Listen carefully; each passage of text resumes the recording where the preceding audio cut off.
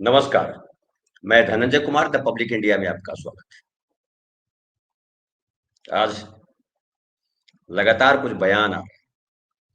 एक बयान है पुतिन साहब का, जो रूस के राष्ट्रपति हैं।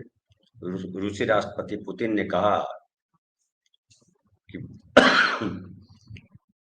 मैं भारत को जानता हूं, अमेरिका के दबाव के आगे भारत नहीं झुकेगा।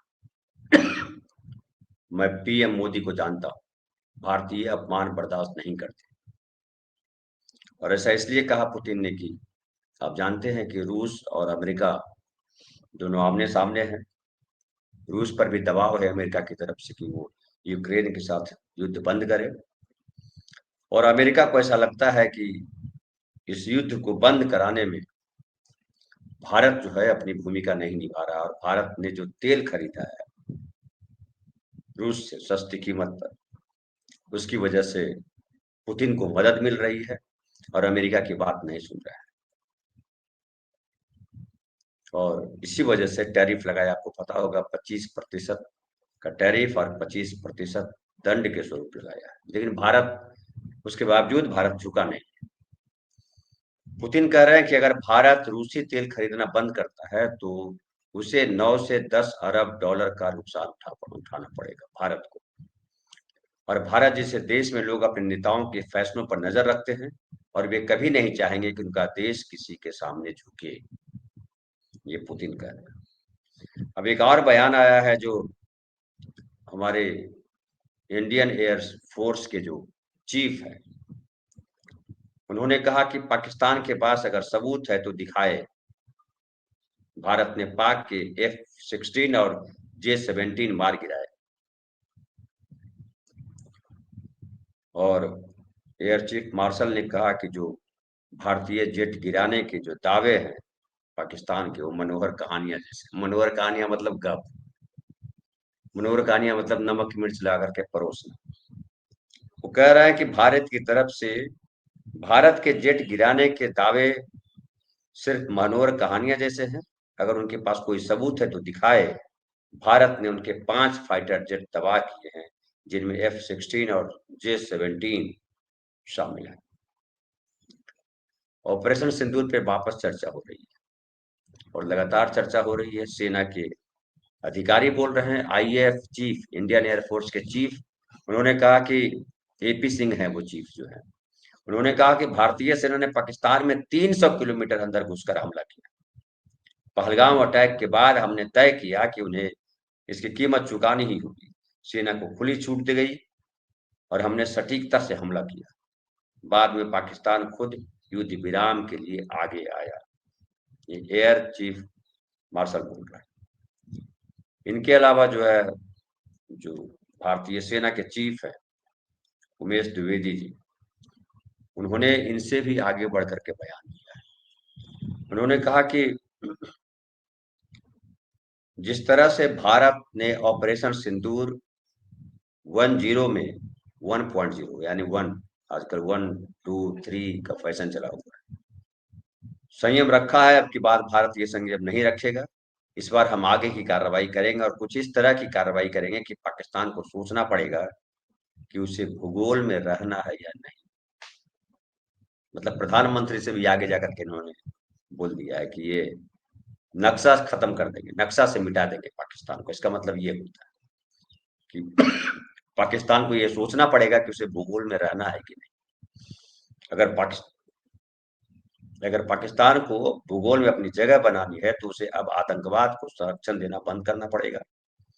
सेना प्रमुख ने जवानों से कहा कि आप अपनी पूरी तैयारी करके रखें, अगर भगवान ने चाहा तो जल्द ही ये मौका मिलेगा। ये बयान बेहद डराने वाला बयान, डराने वाला इस संदर्भ में कहिए कि क्या हम फिर से युद्ध की तैयारी कर रहे हैं? क्या भारत युद्ध की तैयारी कर रहा है? जो ऑपरेशन सिंदूर हुआ उसको लेकर के तरह तरह की बातें की गई। देखिए आगे कह रहे हैं, न्यूज एजेंसी PTI ने खबर दी है कि ऑपरेशन सिंदूर में भारतीय सेना ने पाकिस्तान के 9 आतंकी ठिकानों को नष्ट कर दिया, जिसमें 100 से ज्यादा आतंकी मारे गए थे। ऑपरेशन सिंदूर हमारी जिंदगी से इस तरह जुड़ गया है कि जब तक हम जीवित रहेंगे तब तक हमारे साथ ये रहेगा। ऑपरेशन सिंदूर नाम प्रधानमंत्री नरेंद्र मोदी की ओर से दिया गया था और यह ऑपरेशन महिलाओं को समर्पित था। ये जो सेना अध्यक्ष बोल रहे हैं, यही सेना अध्यक्ष है जिन्होंने एक बार कहा था कि हमारा काम जो है ये गिनना नहीं है कि कितने लोग मारे गए, हमारा काम है अटैक जो हमें टारगेट दिया गया है उसको पूरा करना। और ये बात पहली बार कही थी राजनाथ सिंह जी ने, जो हमारे रक्षा राज्य मंत्री। उन्होंने कहा था कि हमने 100 से ज्यादा आतंकी मारे हैं, 9 आतंकी ठिकानों को नष्ट किया है। 9 आतंकी ठिकाने नष्ट करने की बात सेना के ऑफिसर ने भी किया था, विदेश मंत्रालय ने भी किया था।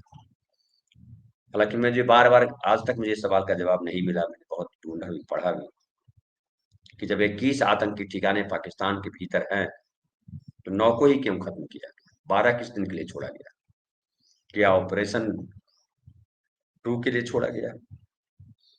और जो आर्मी चीफ हैं ये जो कह रहे हैं कि हमें तैयार रहना होगा, भगवान ने चाहा तो जल्द ये मौका मिलेगा, इसका मतलब क्या है? क्या हम दूसरे युद्ध के लिए, सिंदूर पार्ट 2 के लिए, ऑपरेशन सिंदूर पार्ट 2 के लिए तैयारी कर रहे हैं? अगर इसका जवाब हाँ है तो सवाल उठता है कि ऑपरेशन 1 पार्ट 1 जो हुआ था वो क्यों रोका गया? सेना के अधिकारी अभी इस तरह के बयान क्यों दे रहे हैं? राजनीतिक बयानबाजी अलग होती है, नेता बोलते हैं, कई बार चुनाव के लिए बोलते हैं, कई बार अपनी पीठ थपथपाने के लिए बोलते हैं, अपने वोटर्स को एक्टिवेट करने के लिए बोलते हैं। लेकिन सेना के जवान, एयरफोर्स के अधिकारी क्यों बोल रहे हैं ये बात? ये सबसे ज्यादा जो है सोचने वाली बात है। और एक ही समय में तीनों बयान आ रहे हैं। पुतिन का भी बयान है, एयर चीफ का भी बयान है और आर्मी चीफ का भी बयान है, और तीनों बयान एक जगह जाकर के मिलते हैं।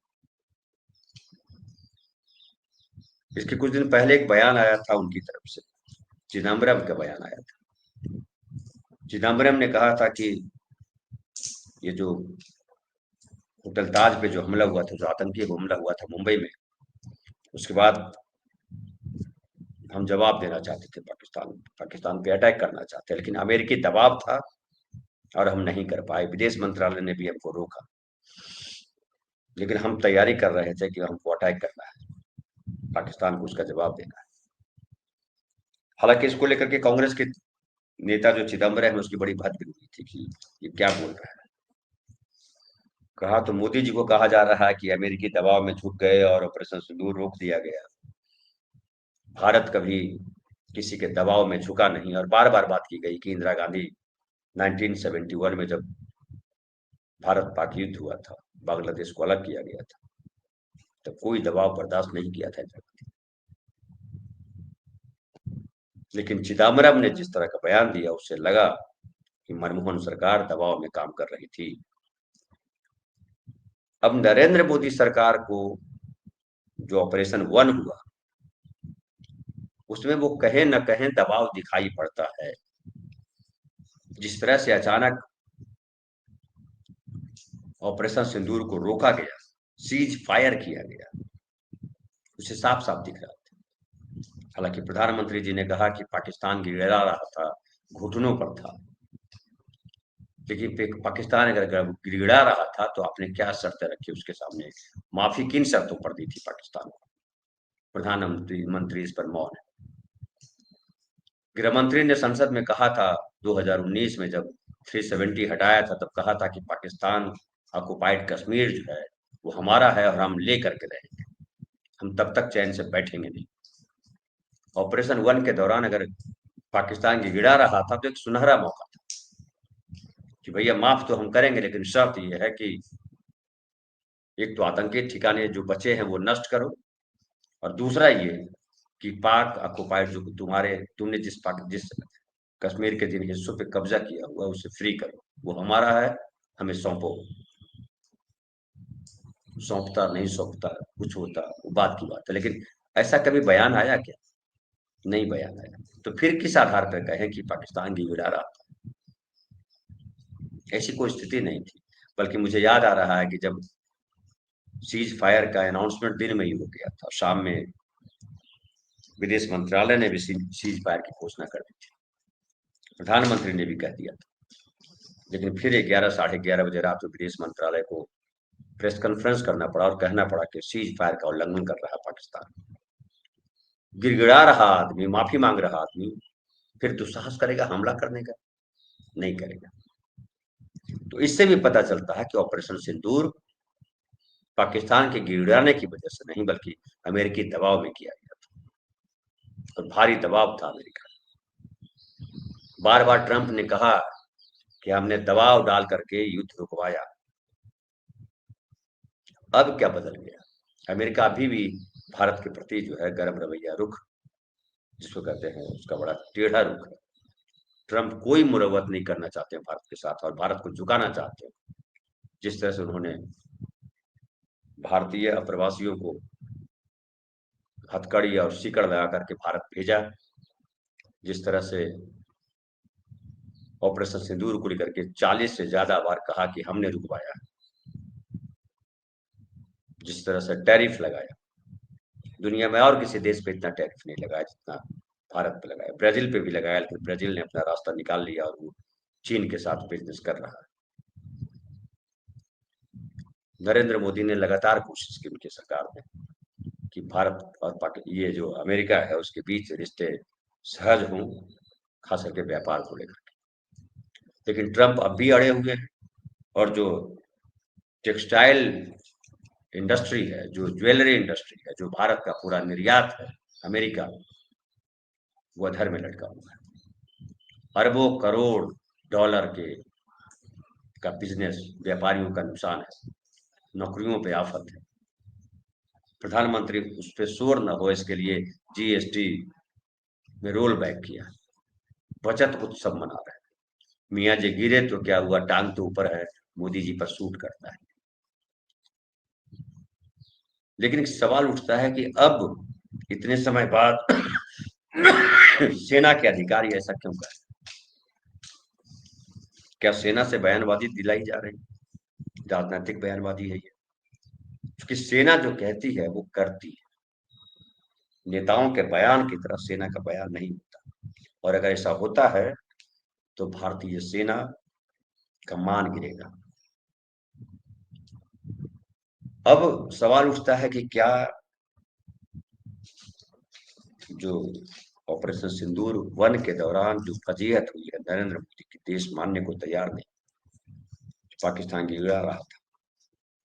पाकिस्तान बार बार कह रहा है कि हमने राफेल गिराए।